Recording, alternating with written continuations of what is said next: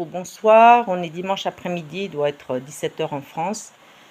J'ai hésité avant de vous faire cette vidéo. Mais j'en ai même parlé avec le Seigneur, il le faut. En fait, l'heure est tellement grave que je vais rester calme.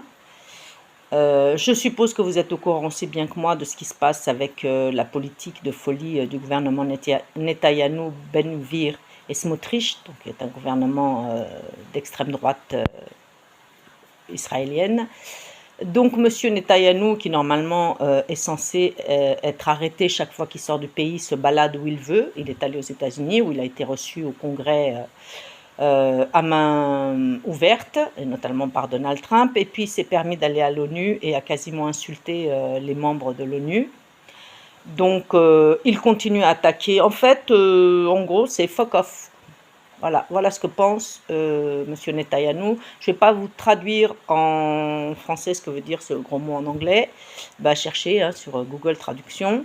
Et voilà. Et M. Netanyahou et son gouvernement et son armée donc se sont mis en tête d'attaquer tous les pays qu'ils veulent. Ça peut arriver jusqu'à l'Europe. Mais là, je crois qu'il s'appelle le président de la Turquie, je ne veux pas dire une bêtise, je crois que c'est Erdogan, et M. Poutine de la Russie ont dit ça suffit. Donc là, il faut l'arrêter. Et effectivement, il faut l'arrêter. L'impunité est arrivée à un tel niveau qu'en fait, je ne sais pas jusqu'où va aller sa folie de destruction. Donc évidemment, il attaque des civils. On est bien d'accord que personne n'a déclaré la guerre à Israël. Mais eux l'ont déclaré aux autres pays et continuent de massacrer les Gazaouis et tous les Palestiniens sur leur territoire. Et puis s'en sont pris les colons juifs d'extrême droite qui veulent aussi les terres apparemment des chrétiens, s'en sont pris à eux. Je ne sais pas si j'ai fait une vidéo là-dessus, mais je vous le dis, ils s'en sont pris aussi aux chrétiens qui sont sur les territoires palestiniens. Donc il n'y a plus de limite, mais les autres pays vont en mettre une. La Russie va s'en mêler, parce qu'il faut que quelqu'un s'en mêle. Ce n'est pas que j'ai une grande amitié, une grande affection pour M. Poutine, mais ça suffit.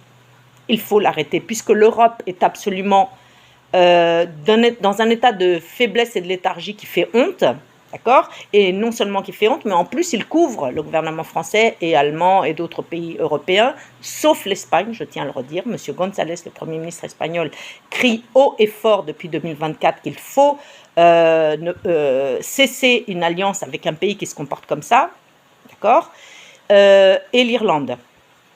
Très peu entendu, mais bon. Donc là, ça veut dire quoi?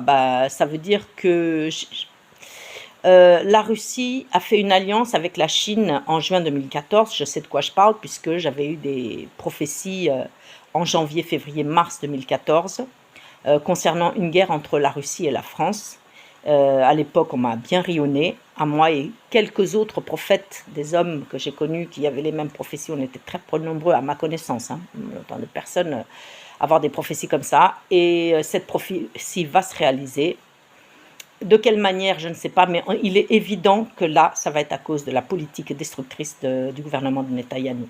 Ça paraît clair. Donc, en juin 2014, est-ce que je l'ai déjà dit? Je vais le redire. La Russie a fait une alliance avec la Chine, une alliance militaire. Donc, si vous attaquez la Russie, la Chine vient au secours de la Russie. Si vous attaquez... Attendez, qu'est-ce que j'ai dit? Si vous attaquez la Russie, la Chine vient au secours de la Russie. Si vous attaquez... Enfin, bon, bref. Je m'y perds parce que je suis très troublée, parce que là, ça peut...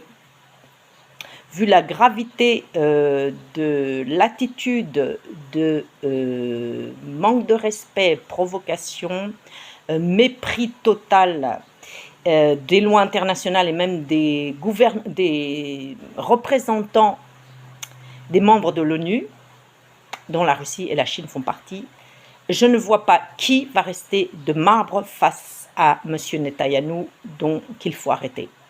Il faut l'arrêter dans sa folie. C'est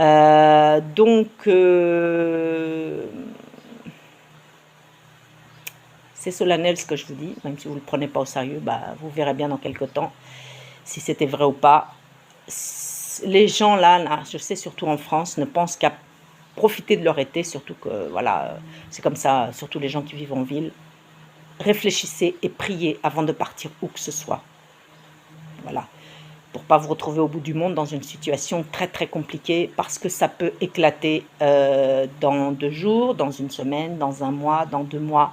Mais vu que Netanyahou est dans une folie meurtrière que rien n'arrête, ça peut même être demain. Mais la Russie ne se laissera pas faire, et la Turquie non plus, et la Chine viendra en aide. C'est très très grave.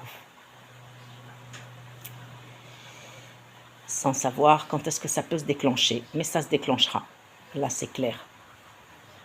Il n'y a même pas de doute là-dessus. C'est le moment de prier, de vous accrocher au Saint-Esprit, de prier et jeûner pour que Dieu vous donne un éclaircissement sur le chemin que vous devez prendre.